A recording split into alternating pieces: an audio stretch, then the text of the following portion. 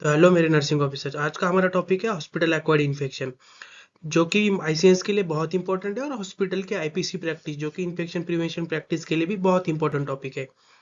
क्योंकि पेशेंट जब भी कोई बीमारी या फिर डिसीज लेके आता है तो उसको हम प्लस पॉइंट बोल के जो कुछ इन्फेक्शन है वो देते हैं हॉस्पिटल की तरफ से, उसको हम हॉस्पिटल एक्वायर्ड इन्फेक्शन बोलते हैं। उसको प्रिवेंशन करना बहुत इंपॉर्टेंट है क्योंकि मॉर्टेलिटी रेट उससे बहुत ज़्यादा बढ़ जाता है और जो है एंटीबायोटिक्स का कंजप्शन बहुत बढ़ जाता है। इसके लिए हमें इस पे फोकस करना बहुत ज़रूरी है। तो हम देखते हैं कि हॉस्पिटल एक्वायर्ड इन्फेक्शन होता क्या है। तो सिंपल टर्म में देखिए कि हॉस्पिटल एक्वायर्ड इन्फेक्शन जो कि HI is a infection that a patient get while receiving treatment in hospital और health care facility after 48 hours of admission which has not present or incubating at the time of admission. इसमें बहुत important point ये है कि 48 hours का जो मैंने highlight किया है कि 48 आवर्स के बाद जो भी हॉस्पिटल में आने के बाद पेशेंट को इन्फेक्शन होता है वो हॉस्पिटल एक्वायर्ड इन्फेक्शन होता है। जैसे ही पेशेंट आता है ऑन टाइम एडमिशन, उसको अगर for example on time admission उसको अगर फीवर है तो वो फीवर हॉस्पिटल एक्वायर्ड इन्फेक्शन नहीं होता है क्योंकि वो बाहर से लेके आए।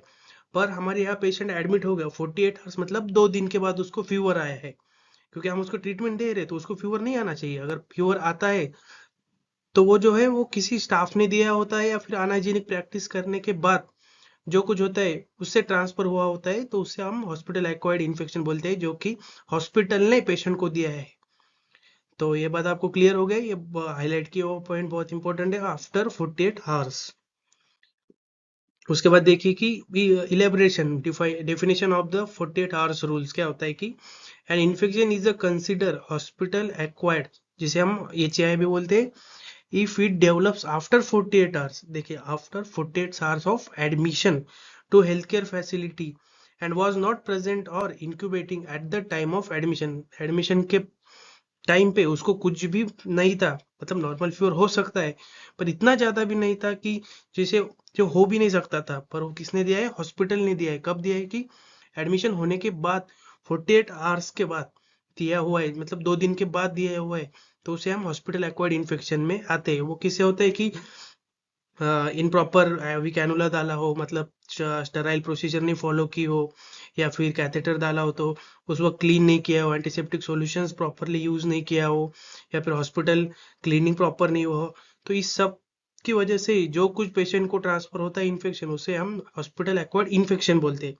जो कि 48 आवर्स के बाद ही कंसिडर किया जाता है, पहले नहीं किया जाता है। वो हॉस्पिटल की गलती नहीं है कि पहले 48 आवर्स के पहले आ गए, 48 आवर के बाद आए तो हम बोल सकते हैं कि हॉस्पिटल्स ने उनको इन्फेक्शन दिया है, उसे हम एचआई बोलते हैं। अब देखिए, अगर आपको ये भी नहीं क्लियर हुआ तो आप एग्जांपल देखिए कि सिनारियो बेस, अगर कोई पेशेंट है, एक नंबर वाला, कि patient admitted with the pneumonia, तो उसे हम हॉस्पिटल एक्वायर्ड इन्फेक्शन नहीं बोल सकते क्योंकि वो पहले से ही निमोनिया लेके आया है। हमने उस पे वेंटिलेटर पे डाला है पेशेंट को और फिर उसको वेंटिलेटर एसोसिएटेड निमोनिया हुआ है, तो हम उसको बोलते हैं हॉस्पिटल एक्वायर्ड इन्फेक्शन। पर पहले से ही पेशेंट अगर एडमिट हो रहा है निमोनिया से तो उसे हम हॉस्पिटल एक्वायर्ड इन्फेक्शन नहीं बोलते हैं। आप सेकंड पॉइंट देखिए, सेकंड सिनारियो, जो कि पेशेंट डेवलप्स फीवर, वो जो है 30 आवर्स आफ्टर एडमिशन, उसे भी हम हॉस्पिटल एक्वायर्ड इन्फेक्शन नहीं बोल सकते। क्यों? क्योंकि 30 आवर्स ही हुआ है, 48 आवर्स नहीं हुआ है, तो उसे हम हॉस्पिटल एक्वायर्ड इन्फेक्शन नहीं बोल सकते, जो कि कम्युनिटी एक्वायर्ड इन्फेक्शन भी हो सकता है। थर्ड पॉइंट देखिए कि patient develops urinary infection on day third, जो कि 72 आवर्स के, जो कि 72 आवर्स दिया हुआ है, तो उसे हम हॉस्पिटल एक्वायर्ड इन्फेक्शन बोल सकते हैं। कि कौन सा वाला केयर बंडल? कॉटी वाला, catheter associated urinary track infection, जो कि हॉस्पिटल एक्वायर्ड इन्फेक्शन में कंसीडर होता है क्योंकि वो 72 आवर्स मतलब 48 आवर्स के बाद भी हुआ हुआ इन्फेक्शन है। किसने दिया है उसे? हॉस्पिटल्स ने, या फिर किसी स्टाफ ने हो सके अनहाइजीनिक प्रैक्टिस फॉलो की हो, कैथेटर डालते वक्त उसको अनहाइजीनिक प्रैक्टिस फॉलो की हो, एंटीसेप्टिक सॉल्यूशन प्रॉपर फॉलो किया हो, तो उसको यूरिनरी ट्रैक इन्फेक्शन हो गया है, तो उसे हम कंसिडर करते हैं कि हॉस्पिटल एक्वायर्ड इन्फेक्शन। और लास्ट वन फोर्थ वन देखिए कि ICU patient on ventilator, ventilator से क्या सा होता है? वेंटिलेटर एसोसिएटेड निमोनिया, और जो निमोनिया है ऑन 5th डे उसको निमोनिया हुआ है हॉस्पिटल में, पेशेंट आईसीयू में एडमिट था, तो हम उससे हाँ एचआई बोल सकते हैं हॉस्पिटल एक्वायर्ड इन्फेक्शन, क्योंकि वो 5th डे पे हुआ है। से 48 आवर्स के बाद जो होता है उसे हम हॉस्पिटल एक्वायर्ड इन्फेक्शन बोलते हैं। अब देखिए जो कोई पॉइंट होता है जो कि एक्सेप्शन एंड नोट करने के पॉइंट है। जैसे कि देखिए इंक्यूबेशन पीरियड मैटर्स करता है, जो कि इंक्यूबेशन पीरियड्स होता है वो क्यों मैटर करता है, क्योंकि सम इन्फेक्शन लाइक टीबी और हेपेटाइटिस में take long time to show symptom और क्लिनिकल जजमेंट इज नीडेड। उसके लिए क्लिनिकल जजमेंट नीडेड होता है। किस चीज के लिए? टीबी और हेपेटाइटिस है तो हमें उसके लिए टाइम लगता है, क्योंकि उसका incubation period, sign and symptom दिखाने का पीरियड, उसे हम बोलते हैं इंक्यूबेशन पीरियड, जो है 6 मंथ हो सकता है या फिर अप टू 1, मतलब 6 मंथ में ही दिखाता है हेपेटाइटिस का, तो उतना लॉन्ग टाइम लगता है। तो उसे हम जज करने के लिए बहुत ही क्रुशियल मेथड होता है उसके लिए। तो हम उसे ऐसे ही डायरेक्टली जज नहीं कर सकते कि हॉस्पिटल एक्वायर्ड इन्फेक्शन हो गया, टीबी मतलब हॉस्पिटल एक्वायर्ड इन्फेक्शन हुआ पेशेंट को। तो ये भी पॉइंट नोट कर लीजिए। सेकंड वाला देखिए कि infection from surgical wound are counted as HI even after discharge. ठीक है, अगर आप बोलोगे कि पेशेंट हॉस्पिटल से बाहर डिस्चार्ज हो गया तो हमारा रोल कुछ नहीं है, तो वैसा नहीं होता है। जो भी एसएसआई सर्जिकल साइड इन्फेक्शन होता है वो दो कैटेगरी में होता है, एक तो 30 डेज होता है, एक 90 डेज होता है। 30 डेज माने शॉर्ट सर्जरी हुआ है जो कि, और 90 डेज माने इम्प्लांटेशन है, बड़ी सर्जरी हुई है उसके लिए। अब इसका क्या रोल होता है कि हम पेशेंट डिस्चार्ज होने के बाद भी आईसीएस का रोल बहुत होता है, क्योंकि जो भी पेशेंट डिस्चार्ज होता है उनके हमें नंबर लेने होते हैं, उनका एड्रेस पता होना चाहिए, और आप एक डेट डिसाइड कीजिए कि मंथली हो सके, मंथली तो बहुत हो गया, वीकली देखिए कि वीकली या फिर एक दिन में एक बार कॉल कीजिए और उनसे पूछिए कि सर्जिकल साइड पे आपको कुछ डिस्चार्ज हुआ है, आपको पेन हो रहा है, रेडनेस है, स्वेलिंग है, पस आ रहा है, ऐसा आपको कॉल करके पेशेंट को पूछना पड़ता है। तो 30 डेज तक या 90 डेज तक आपको पूछना पड़ता है। तो अगर पेशेंट घर पे जाके भी उसको सर्जिकल साइड इन्फेक्शन हुआ है, जो सर्जरी के साइड पे इन्फेक्शन हुआ, तो भी हॉस्पिटल एक्वायर्ड इन्फेक्शन में कंसिडर करते हैं। ये बहुत इंपॉर्टेंट पॉइंट है।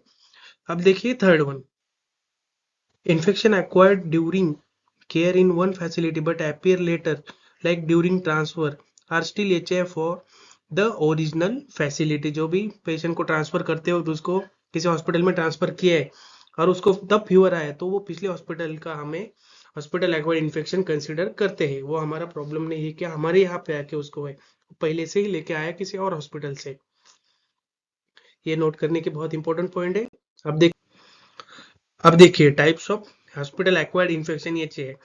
ये जो चार दिए हुए केयर बंडल्स भी आप यूज करते होंगे आपके डेली फाइल्स में मेंटेन करने के लिए, कि उसके अंडर भी चेक पॉइंट होते हैं, तो उसको फॉलो करने से हम कैथेटर एसोसिएटेड जो भी इन्फेक्शन है उसको प्रिवेंट कर सकते हैं। जो भी कुछ होगा हॉस्पिटल एक्वायर्ड इन्फेक्शन हमें उसे प्रिवेंट कर सकते हैं, वो बाद वाला टॉपिक है। अब देखिए कि फर्स्ट वन है जो कि catheter associated urinary track infection है। उस, उसके लिए कौन सा माइक्रोबियल होता है, तो इकोलाई और क्लेप्सिला। अब सेकंड वन देखिए कि क्लैप्सी, जो कि central line associated blood stream infection होता है, उसके लिए स्टेफाइलोकोकस ऑरियस। उसके बाद देखिए कि थर्ड वन वैप, जिसे पेशेंट जो कोई भी वेंटिलेटेड पे होता है उसे हम वैप का जो चेकलिस्ट होता है वो लगाते हैं। तो उस पे देखिए कि वेंटिलेटेड एसोसिएटेड निमोनिया, जो कि वेंटिलेटर से हुआ है इन्फेक्शन, उसे हम वेंटिलेटेड एसोसिएटेड निमोनिया बोलते हैं। जिसका जो कॉजिटिव ऑर्गेनिजम्स है वो देखिए कि सोडोमोनास एंड एसिनिटोबैक्टीरिया। और अब लास्ट वन देखिए एसएस है, जो कि मैंने पहले बोला 30 डेज और 90 डेज का होता है। सर्जिकल साइड इन्फेक्शन, जो भी सर्जरी साइड हुआ है, जो जहाँ पे सर्जरी हुआ है उस साइड पे जो भी इन्फेक्शन होगा हम उसे सर्जिकल साइड इन्फेक्शन बोलते हैं। उसके लिए स्टेफाइलोकोकस और एमआरएस होता है। आप उसके बाद देखिए, अब देखिए risk factor for hospital acquired infection के लिए, कि जिससे हॉस्पिटल एक्वायर्ड इन्फेक्शन बढ़ सकता है।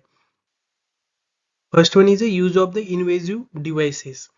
अब देखिए इन्वेजिव डिवाइसेस वो होती है कि जो हम बॉडी में इंसर्ट करते हैं, जो भी बॉडी में जाता है उसे इन्वेजिव डिवाइसेस बोलते हैं। जैसे कि कैथेटर बॉडी के अंदर जाता है, उसके बाद वेंटिलेटर्स की ट्यूब हो गई जैसे ईटी ट्यूब बोलती है, और आईवी लाइंस भी वेन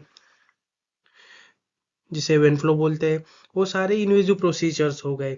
जैसे कि ऑपरेशंस में भी कोई इम्प्लांट कर दिया तो इन्वेजिव प्रोसीजर जैसे कि ऑपरेशंस में भी कोई इम्प्लांट कर दिया तो वो इन्वेजिव प्रोसीजर्स हो गए। जैसे भी बॉडी ओपन होता है फिर बॉडी के अंदर कुछ जाता है, जैसे कि बॉडी ओपन किया है फिर बॉडी के अंदर कुछ इंसर्ट किया तो उसे इन्वेजिव डिवाइसेस या इन्वेजिव प्रोसीजर्स बोलते हैं। तो second one is a prolong hospital stay. बहुत ज़्यादा देर तक पेशेंट हॉस्पिटल्स में रहते हैं, जैसे कि न्यूरो के पेशेंट हो गए, ट्रॉमा के पेशेंट हो गए, वो प्रोलॉन्ग रहते हैं हॉस्पिटल्स में। तो कभी ना कभी ये चांसेस बन जाता है कि उस पेशेंट को भी हॉस्पिटल एक्वायर्ड इन्फेक्शन हो सकता है, क्योंकि कभी भी गलती से हो गया, किसी ने आईपीसी प्रैक्टिस प्रॉपरली फॉलो नहीं किया हुआ, या फिर इन्फेक्शन ट्रांसफर हो गया, तो उससे बहुत ज़्यादा चांसेस होती है कि उस पेशेंट को जो प्रोलॉन्ग है हॉस्पिटल एक्वायर्ड इन्फेक्शन हो जाए। Third one is ICU admission. क्योंकि देखिए आईसीयू में बहुत क्रिटिकल पेशेंट्स रहते हैं, उन्हें बहुत सी लाइंस रहती है, जैसे कि सेंट्रल लाइन, आर्टेरियल लाइन होती है, और वेंटिलेटर पे भी रहते हैं पेशेंट, कैथेटर भी रहता है, तो उन्हें बहुत ज़्यादा क्रिटिकल तरीके से हमें हैंडल करना होता है इन्फेक्शन प्रिवेंशन के लिए, और उन्हें बहुत ज़्यादा चांसेस होती है कि हॉस्पिटल एक्वायर्ड इन्फेक्शन हो जाए। And fourth one is immuno compromise patient, जैसे कि बोन मैरो ट्रांसप्लांट कर दिया हो किसी पेशेंट्स में, तो उसे आइसोलेशन में ही रखा जाता है या फिर आइसोलेटेड वार्ड ही होता है, क्योंकि उनका इम्यूनिटी बहुत लो हो जाता है। तो इस पेशेंट को भी हॉस्पिटल एक्वायर्ड इन्फेक्शन होना बहुत ही कॉमन बात हो सकती है। अब फिफ्थ वन देखिए कि एंटीबायोटिक्स का ओवर यूज हो गया। ये बहुत बड़ी बात होती है कि एंटीबायोटिक्स का अगर प्रोलॉन्ग यूज करते हैं, अगर अगर हमने डॉक्टर का प्रिस्क्रिप्शन नहीं लिया और उसके बाद हमने डायरेक्टली एंटीबायोटिक्स ले लिया, जैसे कि कॉमनली अगर किसी को गले में दर्द होता है तो वो अजिथ्रोमाइसिन कॉमन टैबलेट ले लेते हैं विदाउट डॉक्टर का प्रिस्क्रिप्शन, या फिर उसके बाद देखिए कि एंटीबायोटिक्स लेने का सही जो रूट होता है, रूट नहीं, जो कि सही वे होता है, वो होता है कि हमें ब्लड कल्चर करवाना होता है। सबसे पहले ब्लड कल्चर करेंगे, देखेंगे कि कौन सा बैक्टीरिया हमारे लिए सेंसिटिव है, तो उसी तरीके से हम एंटीबायोटिक्स ले लेंगे। अगर हम डायरेक्टली एंटीबायोटिक ले लेंगे और बैक्टीरिया अगर रेजिस्टेंस हो गया हमारे एंटीबायोटिक्स को, तो फिर वो अगले कुछ सालों तक हमारे ऊपर काम नहीं करेगा। अगर हमने सारे एंटीबायोटिक्स पहले ही ले ली या फिर पहले ही पेशेंट को दे दी, तो उसके बाद हमें कोई भी एंटीबायोटिक्स काम नहीं करेगा। वही होता है कि एंटीबायोटिक्स का अगर ओवर यूज करोगे तो इन्फेक्शन और बैक्टीरिया बैक्टीरिया की ग्रोथ होती रहेगी। इन्फेक्शन प्रिवेंशन के लिए हमारे पास कुछ भी नहीं बचेगी, क्योंकि एंटीबायोटिक्स हमारे लिए एक हथियार है जो कि लिमिटेड है हमारे लिए। बहुत सारे एंटीबायोटिक्स नहीं है हमारे पास, बहुत लिमिटेड स्टॉक होता है एंटीबायोटिक्स का। अगर कोई भी पूरा इस्तेमाल कर ले, पहले ही सारे एंटीबायोटिक्स यूज कर ले, उसके बाद उसको रेजिस्टेंस हो जाए, तो फिर तो कोई एंटीबायोटिक्स काम नहीं करेगा, फिर तो इन्फेक्शन से पेशेंट की डेथ ही होने वाली है। ये बहुत बड़ा पॉइंट होता है। एंड सिक्स वन देखिए कि पुअर हैंड हाइजीन्स। अगर हम हैंड वॉश नहीं करते हैं, प्रॉपर सैनिटाइजर्स नहीं लेते हैं, तो हाथ से ही सारे काम करते हैं ना, तो उसकी वजह से ही पेशेंट टू पेशेंट या फिर हमें भी बहुत इन्फेक्शन ट्रांसफर होने के चांसेस बहुत ज़्यादा होते हैं। सेवन वजह इनएडिक्वेट एनवायरमेंटल क्लीनिंग। अगर प्रॉपर फर्श हो गया, पेशेंट की बेड बेड की ग्रिल्स हो गई या फिर बेड हो गया, अगर प्रॉपर क्लीन नहीं हुआ है हाइपोक्लोराइड से, तो हॉस्पिटल एक्वायर्ड इन्फेक्शन या फिर हॉस्पिटल से इन्फेक्शन होने के बहुत चांसेस होते हैं। अब देखिए कि prevention of hospital acquired infection. Hospital acquired infection prevent कैसे कर पाएंगे हम? सबसे पहला है कि जो हम करेंगे हैंड हाइजीन। ये बहुत इंपॉर्टेंट टॉपिक होता है हॉस्पिटल्स में, या फिर ये बहुत इंपॉर्टेंट पॉइंट है कि हॉस्पिटल में हैंड हाइजीन्स प्रॉपरली होना ही चाहिए। अगर हैंड हाइजीन प्रॉपर नहीं करोगे तो इन्फेक्शन ट्रांसफर के जो भी चांसेस है वो बहुत ज़्यादा बढ़ जाते हैं। उसके उसमें बहुत इंपॉर्टेंट पॉइंट है कि 5 मूवमेंट्स जो हो गए हैंड हाइजीन के, या फिर जो स्टेप्स होते हैं हर हॉस्पिटल्स में, या फिर हर गाइडलाइंस की वो अलग अलग स्टेप्स होते हैं, वो हमें फॉलो करना बहुत ज़रूरी है। तो सेकंड वन है कि जो पर्सनल प्रोटेक्टिव इक्विपमेंट, जिसमें आता है gloves, mask, gown, face shield, ये पहनना बहुत इंपॉर्टेंट है कि खुद के प्रिवेंशन के लिए भी और पेशेंट के प्रिवेंशन के लिए भी हमें पीपी किट पहनना बहुत जरूरी है। उसके बाद देखिए कि third one is a device care bundle. जैसे कि मैंने बोला है, बंडल्स होते हैं कॉटी, क्लेप्सी एंड वैप, जो कि वेंटिलेटेड एसोसिएटेड निमोनिया होते हैं उसके बंडल्स। उस बंडल्स के अंदर आते हैं कुछ चेकलिस्ट या कुछ पॉइंट्स आते हैं जिससे कि हम इन्फेक्शन प्रिवेंशन कर सकते हैं। ये भी फॉलो करना बहुत जरूरी है। One is environmental cleaning. फर्श की साफ सफाई हो, बेड की क्लीनिंग हो, या फिर वॉल्स की क्लीनिंग, नर्सिंग स्टेशंस की क्लीनिंग, सारी क्लीनिंग्स करना बहुत जरूरी है, क्योंकि इन्फेक्शंस कहीं से भी ट्रांसफर हो सकता है। उसके लिए हम यूज करते हैं हाइपोक्लोराइड जनरली, उसके बाद देखिए कि fifth one is a biomedical waste management. ये भी बहुत इंपॉर्टेंट है। जैसे कि हमारा घर में भी कोई कचरा होता है, उसको हम सेग्रीगेट करके ही गीला सूखा कचरा फेंकते हैं। उसी तरह हॉस्पिटल्स में एक ही तरह पे हम कचरा नहीं डालते, या फिर जो वेस्ट होता है वो नहीं डालते हैं। उसके लिए सेपरेट बीन्स की हुई थी, जैसे कि रेड, येलो, ब्लू। जो व्हाइट होता है वो पंक्चर प्रूफ होता है इस निडल्स के लिए। उसको बायोमेडिकल मैनेजमेंट करना बहुत इंपॉर्टेंट होता है, क्योंकि उससे भी इंफेक्शन ट्रांसफर हो सकता है। उसके बाद अब 6 1 देखिए कि एंटीबायोटिक्स स्टीवर्डशिप। जो कि एंटीबायोटिक्स है उसका ओवर यूज नहीं करना है, और अ, जो भी कुछ होगा, ब्लड कल्चर करना हो, ब्लड रिपोर्ट से ही एंटीबायोटिक्स प्रिस्क्रिप्शंस करना होता है। ऐसे ही हम खुद से नहीं ले सकते हैं। Roles of ICNs in hospital acquired infections में, जो कि हॉस्पिटल एक्वायर्ड इन्फेक्शंस होते हैं उसको कंट्रोल करने में आईसीएनस का, इन्फेक्शन कंट्रोल नर्स का बहुत बड़ा रोल होता है। जैसे कि जिसमें उसको लेना पड़ता है डेली सर्विलेंस राउंड, लेना पड़ता है कि कोई हैंड वॉश कर रहा है नहीं, क्लीनिंग प्रॉपर हो रहा है नहीं, disinfection solutions, PP kit proper पहनी है या नहीं पहनी, वो सारे राउंड उसको डेली कवर करने होते हैं। उसके बाद देखिए कि एजुकेट करना होता है स्टाफ को। हर किसी स्टाफ को इन्फेक्शन के बारे में नहीं पता होता है, तो उसके लिए उसको इन्फेक्शन प्रिवेंशन के लिए एजुकेशन देना बहुत जरूरी होता है। उसके बाद देखिए कि third one is conduct audit. Audit जो होता है हैंड हाइजीन के लिए, वेस्ट जैसे कि बीएमडब्ल्यू और स्टेरिलाइजेशन के लिए ऑडिट, जैसे कि कोई एनएबीएच ऑडिट करता है, जैसे ऑडिट करता है, वैसे ही आईसीएस को इंटरनल ऑडिट करना बहुत जरूरी होता है। उसके बाद देखिए कि fourth one is investigate outbreak, जैसे कि आरसीए एंड कापा जो होता है, root cause analysis and curative action, preventive actions, उसके लिए बहुत इंपॉर्टेंट होता है। एंड फिफ्थ वन देखिए report of the HI data to NABH, NCDC और एमओएचएफडब्ल्यू, जो कि ministry of health and family welfare होता है।